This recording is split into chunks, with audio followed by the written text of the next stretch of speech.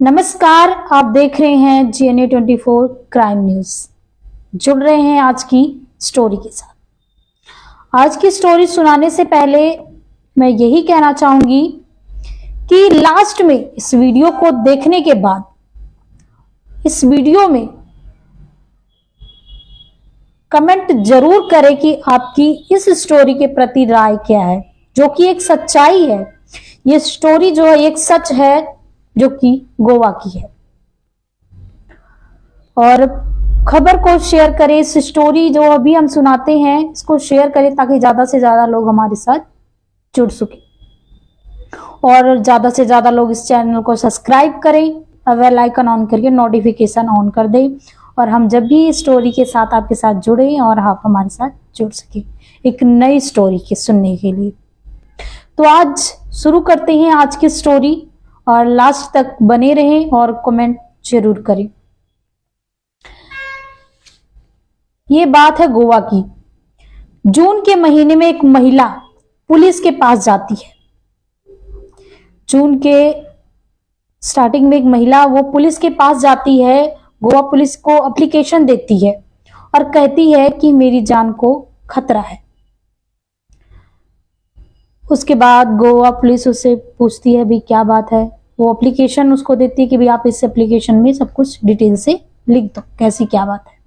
तो उस एप्लीकेशन में लिखती है कि गोवा के ही थाने में जो है एक सीरियल किलर है जो कि 21 दिन के लिए बाहर आने वाला है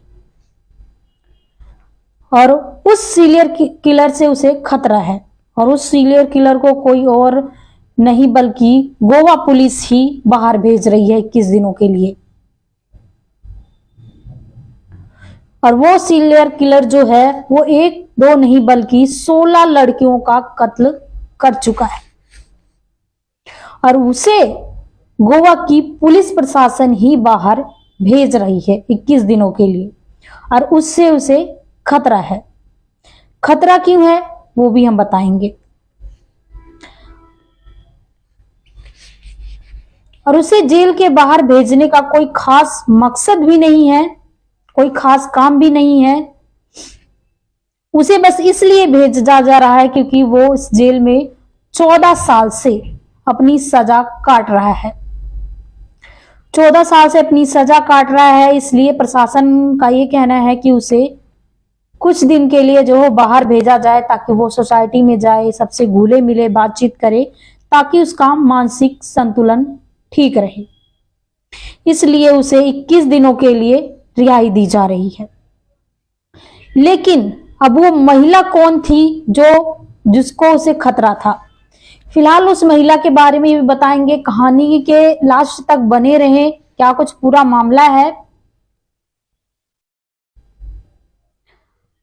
और उसे बाहर लाने वाला कौन है? हालांकि मैक्सिमम अगर बात करें तो जो लोग बाहर आते हैं कि जो फैमिली होती है वो लाती है, लेकिन इसकी फैमिली हालांकि है, एक बीबी है, एक बेटी भी है, लेकिन वो इसे बाहर लाने वाले नहीं है और ना ही इसके जेल से बाहर आने से वो खुश हैं।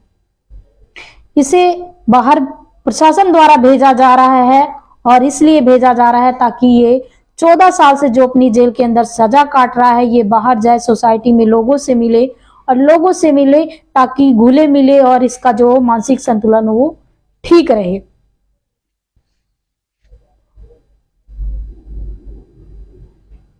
और ये जो इसकी बीबी है और इसकी बेटी है, जब ये जेल गया था जब भी इसने अपनी बीबी और अपनी बेटी से रिश्ता तोड़ रखा है और वो अब गोवा में नहीं बल्कि मुंबई में रह रही हैं, जो इनके बच्चे हैं और इनकी बीवी हैं।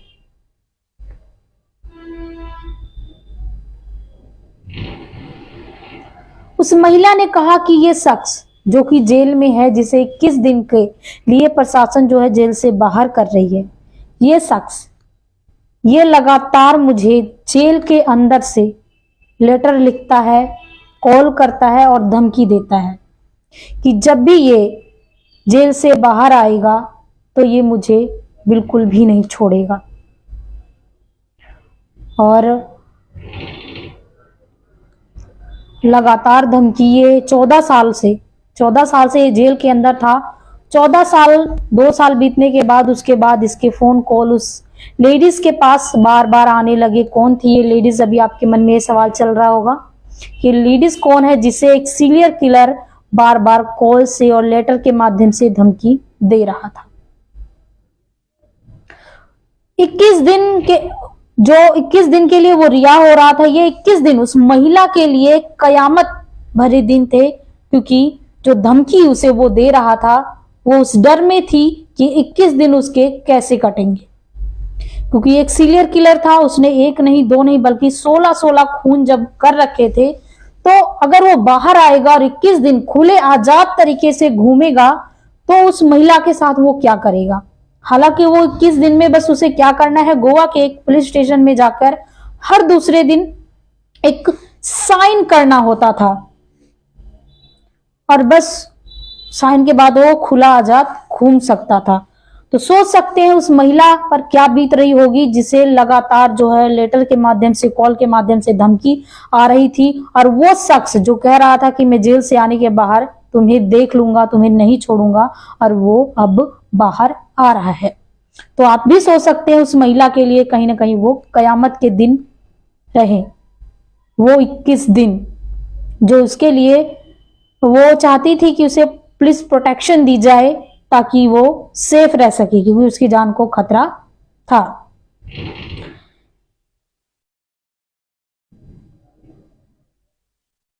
देश के इतिहास में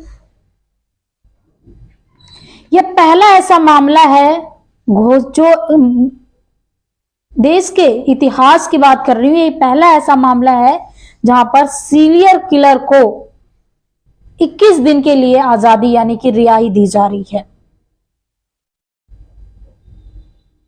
जिसे 3 बार उम्र कैद की सजा में भी मिल चुकी है। उसे फरलो पर छोड़ा जा रहा है। फरलो एक होता है जिससे उन लोगों को फरलो पे छोड़ा जाता है जो कि उम्र कैद, अभी जो लोग उम्र कैद की सजा काट रहे हो या जिन्हें सजाए मौत दी जाती है, वो लोग जो है वो फरलो के माध्यम से वो बाहर आ सकते हैं। अलग अलग तरीके हैं, कोई पैरोल पे बाहर आता है, कोई जमानत पे बाहर आता है। अलग अलग तरीके से जो लोग सजा काट रहे होते हैं वो बाहर आते हैं, लेकिन फरलो एक ऐसा माध्यम है जिसमें बस उन लोगों को बाहर भेजा जाता है, जिसमें वो लोग सिर्फ आ सकते हैं जो कि उम्र कैद या फिर मौत की सजा काट रहे हो। और पहली बार जब फरलो मिलता है तो उसमें 21 दिन के लिए जो है उनको रिहाई दी जाती है। तो वो शख्स, उसका नाम मैं बता दूं, महानंद नायक था, जो कि 21 दिन के लिए फरलो पर रिहा हो रहा था और वो खुले आजाद तरीके से घूम सकता था। एक सीरियल किलर जो कि गोवा का था, एक सीरियल किलर जो लोगों के बीच अगर आएगा तो सोच सकते हैं वहां पर क्या कुछ माहौल होने वाला था, और उस औरत पर जो बीत रही थी वो हम और आप अंदाजा नहीं लगा सकते।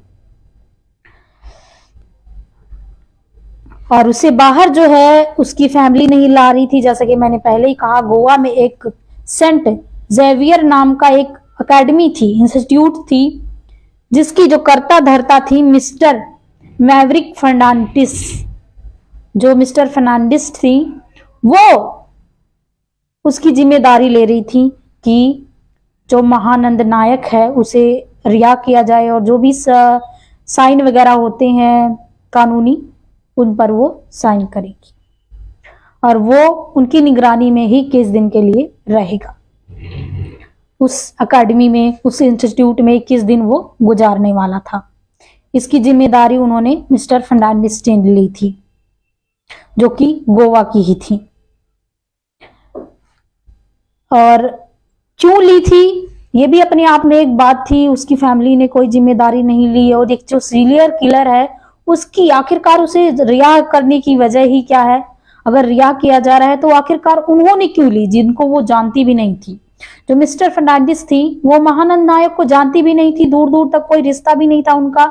आखिरकार उन्होंने उसकी रिहाई की जिम्मेदारी क्यों ली, ये भी अपने आप में एक सवाल उस टाइम बना हुआ था। मीडिया जानना चाहती थी कहानी मैं सुनाती हूँ, कहानी क्या है। महानंद नायक गोवा में एक रिक्शा चालक था। वो 1974 में वहां पर रिक्शा चलाता था और 1974 में ही उसने पहला मर्डर भी किया था, यानी कि पहला कत्ल 1974 में किया था उसने, सॉरी 1994 में। 1994 में उसने पहला कत्ल किया था गोवा में, रिक्शा चलाता था। और उसके बाद उसने दूसरा कत्ल जब किया था 1995 में, तो उसके परिवार से जो दूसरा कत्ल किया था उसकी जब लाश मिली तो उसका जो भाई था, उस लड़की का भाई था, उसने कहा कि उसने लास्ट बार जो है वो महानंद नायक को, जो महानंद नायक है उसको उसने अपनी बहन के साथ लास्ट बार देखा था। तो पुलिस ने उसे उठाया और उससे पूछताछ की, उसने इनकार कर दिया। रिक्शा चालक था, उसने कहा रिक्शा चालक है भी, कोई भी आएगा हमसे जरूर पूछता है कि भी आपको कहाँ जाना है, कहाँ नहीं जाना, कहाँ छोड़ दें। तो जो रिक्शा चालक थे, सारे जो रिक्शा चालक थे वो इकट्ठा हो गए और वो पुलिस पर दबाव डालने लग गए कि भी गलती से आपने उठा लिया। और हमारे मतलब पूरा यूनियन, जो रिक्शा यूनियन है वो इकट्ठी हो गई और पुलिस वालों ने जो है महानंद नायक को रिहा कर दिया। यहां से महानंद नायक का हौसला जो वो और बढ़ गया। उसके बाद वो कत्ल पे कत्ल करता गया, उसका हौसला बढ़ गया और वो कत्ल पे कत्ल करता गया। सीरियल किलर था, इसलिए उसने कत्ल भी ऐसे ऐसे तरीकों से किए कि पुलिस भी जो है वो चक्कर में रहेगी और सुलझा नहीं पाती थी।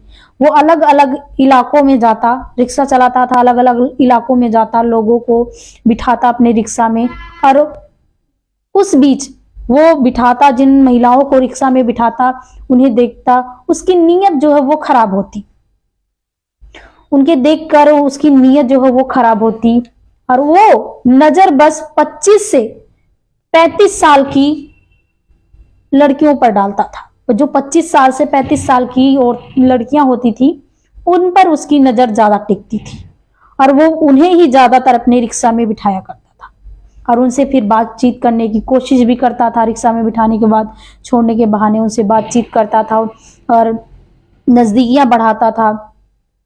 इसी तरह लगातार वो टारगेट करने लग गया 25 से 35 साल की लड़कियों को। धीरे धीरे जो है टाइम बीतता रहा। 1994 से 95, 96 मतलब साल बीतता रहा और जो अलग अलग इलाकों में लाशें मिलती रही और जो महानंद नायक था वो जो है इस तरह इस काम को अंजाम देता रहा। उसके बाद एक दिन 2009 में एक महिला जो है वो पुलिस स्टेशन पहुंचती है। जब वो महिला पुलिस स्टेशन पहुंचती है तो वो कंप्लेन लिखाती है कि मेरे साथ जो है रेप करने की कोशिश की गई है और वो नाम जो है जिसका बोलती है वो था महानंद नायक। महानंद नायक के खिलाफ वो कंप्लेन दर्ज करवाती है, कहती है इसने मेरे साथ रेप करने की कोशिश की और इसके खिलाफ कड़ी से कड़ी कार्रवाई जो की जाए, एक्शन लिया जाए और पुलिस इसे अरेस्ट करे। पुलिस पहले ये सोचती है कि शायद इनका आपसी कोई मामला है या फिर कोई रंजिश है जिसके चलते ये उस पे इल्जाम लगा रही हो। 2 दिन बाद एक और कंप्लेन आती है एक लड़की के गुमशुदगी की। फैमिली वाले आते हैं, कहते हैं कि भी एक लड़की है जो कि गुम हो गई है उनकी और वो मिल नहीं रही है। फिर उसके बाद जब उस लड़की की तफ्तीश होती है, जांच होती है, छानबीन होती है तो उसका फोन मिलता है और उस फोन में एक चीज जब जांच करती है पुलिस, एक चीज कॉमन दिखती है। क्या था? कॉल्स में नंबर जो कि 2 दिन पहले वो महिला जो रिपोर्ट लिखाने आई थी महानंद नायक के खिलाफ रेप का, उसका नंबर उस गायब हुई महिला के फोन में था जिससे कुछ देर बात हुई थी। उसके बाद पुलिस जो है कहती है एक बार फिर से उस महिला को बुलाया जाए जिसने रेप के एप्लीकेशन लिखवाई है, कंप्लेन लिखवाई है।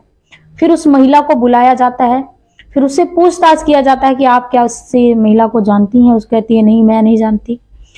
आप पहले कभी मिले हो? नहीं। तो कहती है लास्ट कॉल जो है वो तुम्हारे फोन पे किया गया है, ये नंबर तुम्हारा है। फिर उसने बताया कि मैं नहीं जानती, इसे शायद महानंद नायक जानता हो, क्योंकि इस नंबर से उसने फोन किया था। उसके बाद जब कॉल रिकॉर्ड निकाली जाती है, कॉल से पता चलता है कि वाकई में जो है उस फोन से महानंद नायक ने ही कॉल किया था। उसके बाद जो है पुलिस का दिमाग वो महानंद नायक को जीरोइंग करता है। उसके बाद जो है केस की तफ्तीश होती है, जांच होती है, और लगातार जो अलग अलग इलाकों से जो लाशें मिल रही थी उसे अभी तक पुलिस सुलझा भी नहीं पाई थी। अलग अलग इलाकों से जो है वो लाशें लोगों की मिल रही थी, परेशान थे कितनी के जो कंप्लेन भी आ रही थी, लेकिन जो मारने वाला शख्स था उसके बारे में कोई जानकारी नहीं मिल रही थी। उसके बाद जो है जब पूरी तफ्तीश हुई और कॉल रिकॉर्ड निकाले गए, जब ये पता चला कि इस नंबर से महानंद नायक ने ही कॉल किया है, फिर जांच हुई, फिर एक चीज और सामने आई। वो महिला जो महानंद नायक के खिलाफ कंप्लेन करके गई है रेप का, वो उसकी बीबी की दोस्त है। उसके बाद और पूछताछ होती है तो पता चलता है कि ये इसकी दोस्त है, और उसकी बीबी से भी पूछताछ करती है। फिर पुलिस जाके वो कहती है हाँ ये मेरी दोस्त है। और फिर उसके बाद जो है पुलिस कहती है कि ये इसकी बीबी की दोस्त है, लेकिन इसे ये नहीं पता इसका पति जो है वो क्या कर रहा है और इसके साथ इसने क्या किया है। उसके बाद वो महानंद नायक को उठाती है और पुलिस के अंदाज में उससे पूछताछ करती है। पूछताछ के दौरान पुलिस को ये नहीं पता था कि वो पूछताछ जिससे कर रही है वो गोवा का सबसे बड़ा घोषित सीरियल किलर है। पूछताछ के दौरान पहले महानंद नायक बातों को टालता है, उलझाता है, मैं नहीं जानता, ये नहीं। फिर शक्ति के साथ जब पूछताछ करती है तो अपना वो मुंह खोल देता है। फिर कहता है कि हाँ मैंने ही उसे गायब किया है और मैंने ही उसे मारा है। फिर पुलिस जो है वो पूरी तरह से जांच शुरू करती है और पूछती है कि कैसे क्या है। पूरी जो कहानी वो विस्तार पूर्वक फिर वो सुनाता है। कहता है कि मैं जो गोवा में रिक्शा चलाता था और रिक्शा चलाते टाइम मैं उन लड़कियों पे नज़र रखता था और फिर उनसे नज़दीकियाँ बढ़ाता था, प्यारी प्यारी बातें करता था, उन्हें अपने प्यार के जाल में फंसाता था और कहता था कि मैं कुंवारा हूँ। मेरे घर वाले जो हैं, मेरे पेरेंट्स जो हैं वो मेरे ऊपर शादी का दबाव डाल रहे हैं।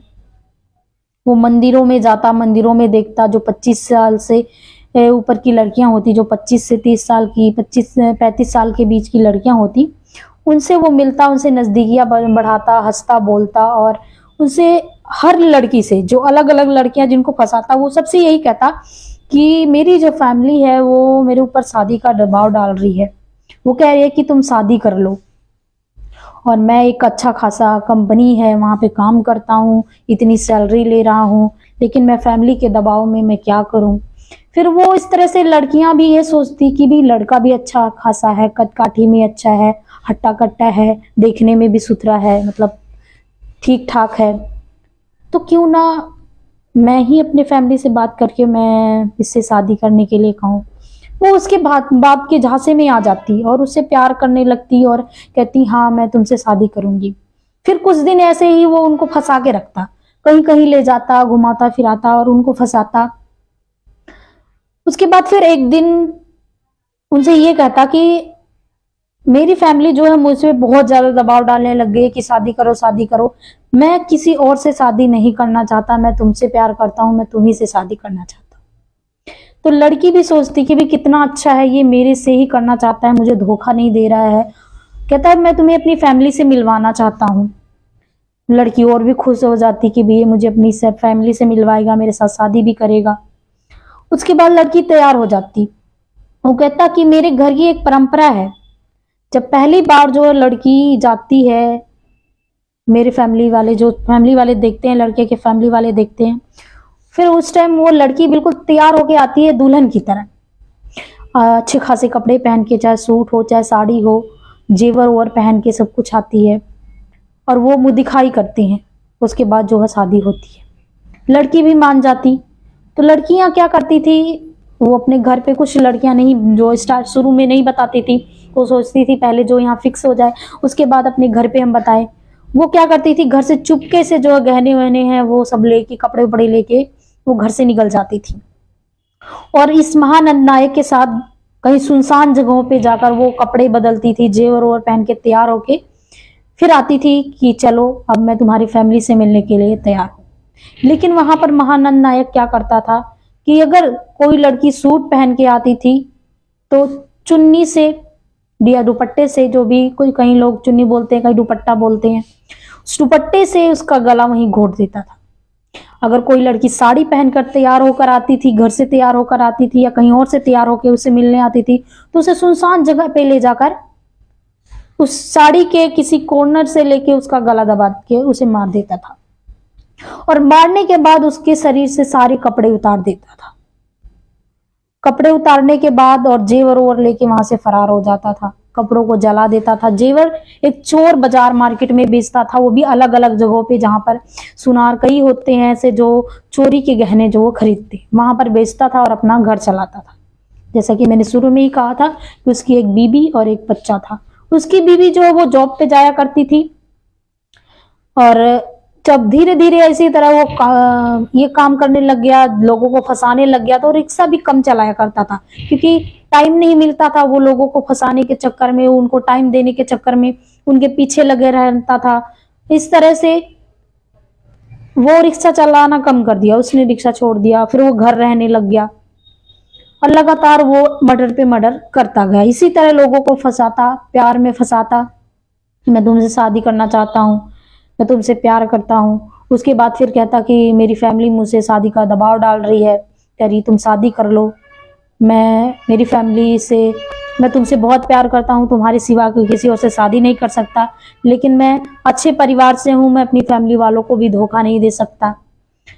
और यही सब बातें जो है उस हर लड़की से करता और हर लड़की उसकी बात में फंस जाती।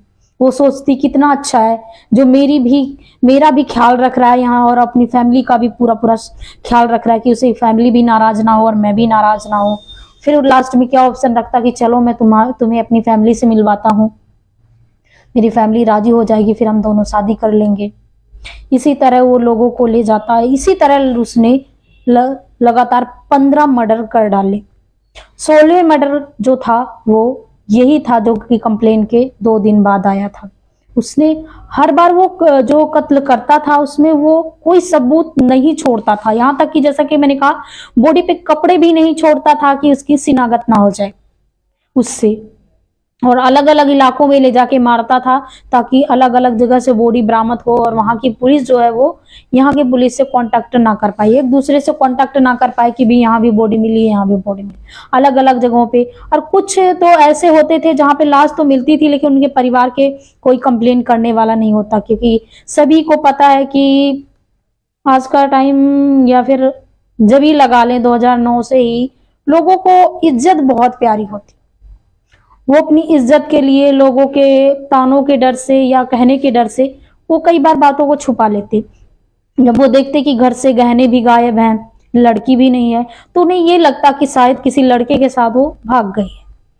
और जब पड़ोसी आसपास के लोग पूछते भी कि तुम्हारी बेटी नहीं दिख रही है, कहाँ है, तो उनसे झूठ बोल देते कि मामा के घर भेज दिया है, नानी के घर चली गई है, बुआ के घर चली गई है, या पढ़ाई के लिए किसी अलग जगह भेज दिया है, ऐसे झूठ बोल देते। और कुछ फैमिली है जो कंप्लेन, चोरी छुपे कंप्लेन भी करती थी, कुछ वैसे भी करती थी। तो इस तरह से कुछ ऐसी जो 16 बॉडियां मिली थी, जो 16 लोगों को उसने मारा था, वो अलग अलग तरीकों से, कुछ के जो फैमिली वो आई भी नहीं और शायद आज तक नहीं आई पूछने की भी उसके फैमिली से जो बच्चा गायब हुआ। उनको ये लगता था कि शायद किसी के साथ भाग गई है और फिर शादी उदी करने के बाद शायद वापस आ जाए, लेकिन नहीं आई। और क्या पता कि उनकी बच्ची जो है वो किस हालत में कहाँ पड़ी है। लेकिन क्या है, कुछ लोगों का है ना, समाज का डर इतना होता है कि लोग क्या कहेंगे, पड़ोसी क्या कहेंगे, वो हमें ऐसे बोलेंगे भी तुम्हारी बेटी ऐसी थी, ये है वो है। इस चक्कर में वो ढूंढने का भी प्रयास नहीं करते कई बार कि उनका बच्चा कहाँ है, और आया नहीं तो क्या हो सकता है उसके साथ, कुछ अनहोनी भी तो हो सकती है। ढूंढने का भी प्रयास नहीं करते। इसी तरह उनमें से भी वो 16 लड़कियों में से भी कुछ की फैमिली ऐसी ही थी और कुछ की थी जिन्होंने कंप्लेन की थी, जिसके बाद और जब बॉडी मिलती थी तो भी पूछताछ वगैरह सब कुछ होता था, लेकिन जो खून का तरीका था, न खून का कोई निशान था, बस गला घोट कर मार दिया जाता था। जिस चीज से मारा जाता था वो कपड़े भी साथ के साथ लिए जो किलर है आनंद नायक को साथ ही ले जाता था। तो कुछ सबूत भी नहीं मिलते थे। तो इस तरह वो अपने काम को अंजाम देता रहा और ऐसी तरह लड़कियों को फंसाकर उनके गहने लूटता रहा। और फिर जो उसकी बीबी थी वो बाहर ड्यूटी करती थी और जब उसने ऑटो का काम छोड़ दिया, रिक्शा चलाना छोड़ दिया, फिर वो घर पे रहने लगा, अपनी बेटी की देखभाल करने लग गया, क्योंकि उसकी बीबी जॉब पे जाने लगी। घर पे कोई था नहीं बेटी की देखभाल के लिए, उसे घर रहना पड़ा। तो उसकी जो बीबी की दोस्त थी वो घर पर आया करती थी और महानंद नायक की नजर जो है उस पर पड़ी और उसकी नीयत खराब हो गई। फिर एक दिन उसकी बीवी घर पे नहीं थी, उसकी दोस्त आई उसे पूछने की भी है या नहीं है, और उसने उसके साथ जबरदस्ती करने की कोशिश की। और वो दिन था, जैसे कि हमने कहा 2009 में एक दिन ऐसा था जिस दिन उसने उसके साथ छेड़छाड़ करने की कोशिश की और उसने जाकर पुलिस स्टेशन में वो कंप्लेन दर्ज की थी, जो कि जून का महीना था। उसके बाद 2 दिन बाद वो लाश मिली थी और उससे बस पुलिस को तो ये पता था कि भाई हम एक ऐसे शख्स को ला रहे हैं, ऐसे शख्स से पूछताछ कर रहे हैं। उस टाइम तक, जब तक पूरी कहानी खुली नहीं थी, जब तक महानंद नायक ने पूरे गुनाह को कबूल नहीं किया था, तब तक उनको ये था कि हम बस एक रेपिस्ट को पकड़ कर ला रहे हैं और इसे सजा देनी है। उन्हें ये नहीं पता था कि ये गोवा का सीरियल किलर है जिसने लगा एक के बाद एक यानी कि 16 खून किए हैं। अभी तो वो बातों को घुमा रहा था, पुलिस वालों को ये भी लग रहा था कि 1994 से 2009 तक की काफी डिस्टेंस है, इसमें 16 खून ही क्यों, और भी हो सकते हैं, शायद ये छुपा रहा है। और ऐसा ही हुआ। जो महानंद नायक था वो बातों को घुमा रहा था, कभी कहता था कि मैंने बस 3 खून किए हैं, कभी कहता कि नहीं मैंने इतने खून किए हैं, मैंने 7 खून किए हैं। और धीरे धीरे जो है वो मामला खुलता खुलता फिर उसने लास्ट में कबूल किया कि उसने 30 खून किए, 30 कत्ल किए हैं। और लास्ट कत्ल वो था जो कि उसके बाद शायद पुलिस ने पकड़ ही लिया उसको। उस कॉल के माध्यम से बस उसकी गलती ये रहेगी कि उसने उसको मारने की बजाय, उस औरत को, उस लड़की को मारने के बाद उसी के फोन से अपनी बीवी की दोस्त जिसके साथ उसने रेप करने का प्रयास किया था उसको कॉल करता है और उससे कहता है कि मैं तुमसे बहुत प्यार करता हूं और मैं अपनी बीवी के साथ खुश नहीं हूं, मैं तुम्हारे साथ रहना चाहता हूं, वगैरह वगैरह। तो मेरे से एक बार मेरे घर आके मिलो, ये सब कहता है। और उसके बाद वो आकर पुलिस में कंप्लेन करती है। बस इस नंबर से ही महान जो नंद नायक था वो फंस जाता है, नहीं तो उसने बड़ी ही शातिर तरीके से खून भी किए थे और पुलिस जो है वो भी उलझी हुई थी, वो भी उसका शक जो है महानंद नायक पे नहीं कर रही थी।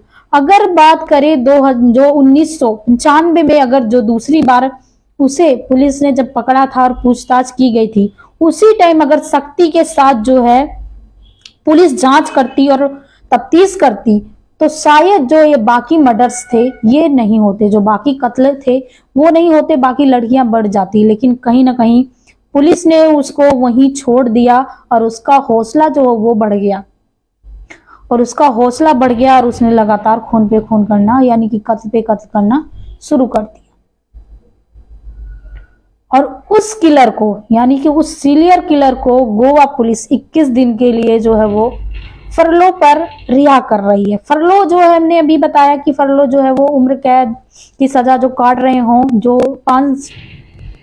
5 साल के बाद जो फरलो पे छोड़ा जाता है, जो उम्र कैद की सजा काट रहे हो 5 साल के बाद छोड़ा जाता है, और मिनिमम जो 14 साल की सजा काट रहे हो तभी जो उन्हें फरलो पे छोड़ा जा सकता है, या फिर जो सजाए मौत के उसमें सजा काट रहे हो उनको फरलो पे छोड़ा जाता है। फरलो हर जगह नहीं चलता, हमारा यूपी है, यूपी में फरलो नहीं चलता, वहां पैरोल चलता है।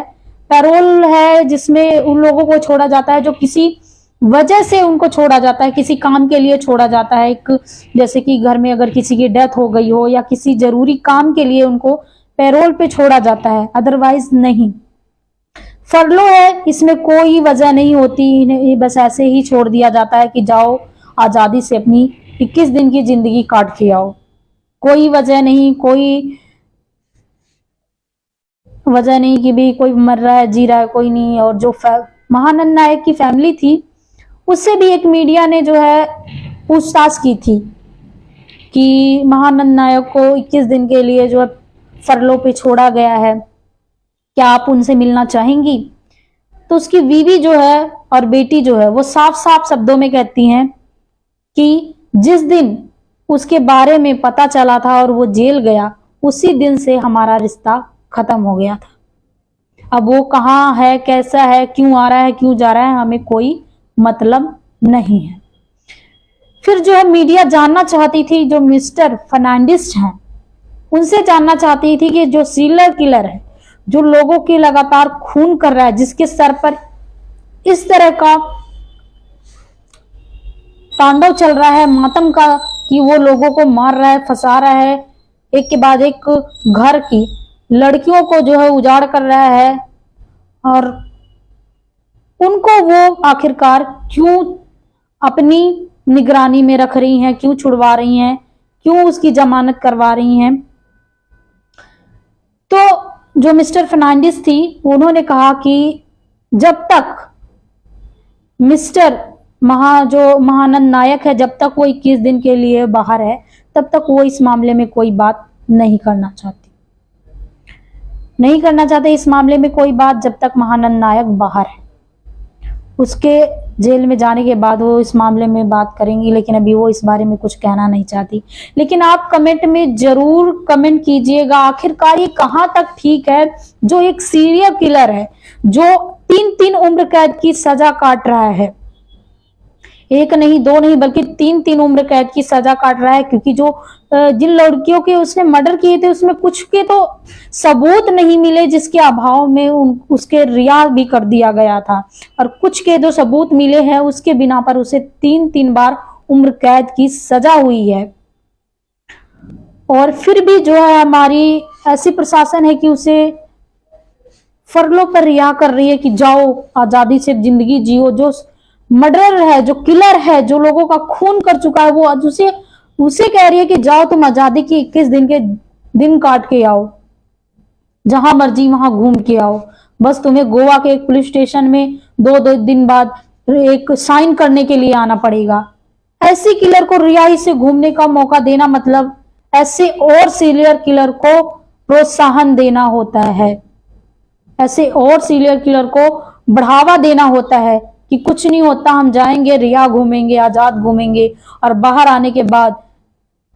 और वो महिला इसीलिए डर रही थी, जो कि जून में जो कंप्लेन करने गई थी वो वही थी, क्योंकि उसकी गवाही पे ही उसे अरेस्ट किया गया था। वो उसकी बीबी की दोस्त थी, जो उस दिन पहुंची थी जून के महीने में जो पहुंची थी कि उस शख्स को जो प्रशासन द्वारा 21 दिन के लिए छोड़ा जा रहा है उससे खतरा है।